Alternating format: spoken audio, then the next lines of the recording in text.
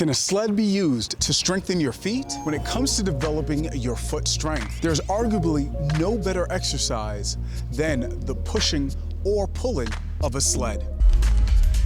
The sled has become ubiquitous in training, as popular as a barbell.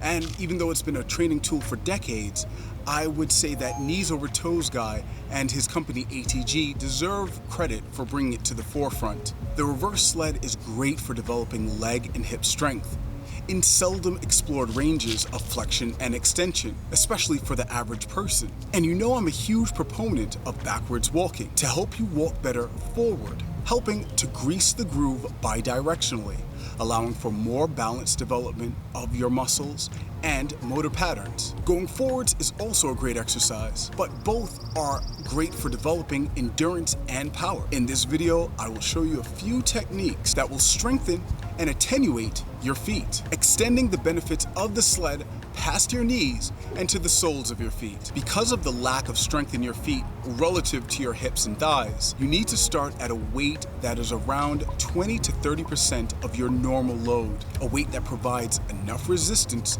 to engage your feet, but not too much to stall the movement. When going forwards, we'll start tilted as normal, engaging the calf muscles in dorsiflexion.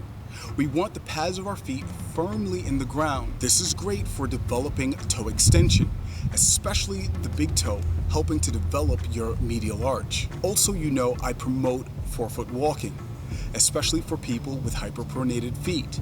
And through the practice of pushing the sled, you will develop your propulsive abilities and increase your ankle's range of motion. Upon pushing, I want you to implement a calf raise while keeping your toes in dorsiflexion when pushing forward into plantar flexion. Keep the big toe glued to the ground and use the ball of the foot as a pivot point. This will help develop your toes' range of motion. Also, lead the big toe towards your midline, allowing all toes to be firmly balanced in pressure.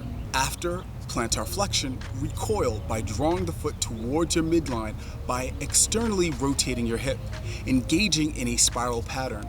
This will incorporate the mobility of your hips, which is fundamental to arch strength and positioning. In reverse, you will need enough resistance not to fall backwards from your own body weight. When focusing on foot strength, your heel should never touch the ground.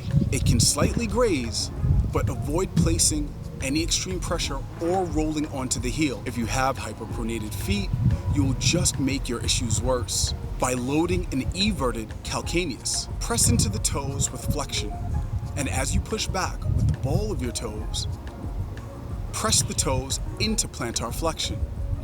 Consciously invert the calcaneus. Think of externally rotating your ankle while keeping your big toe grounded.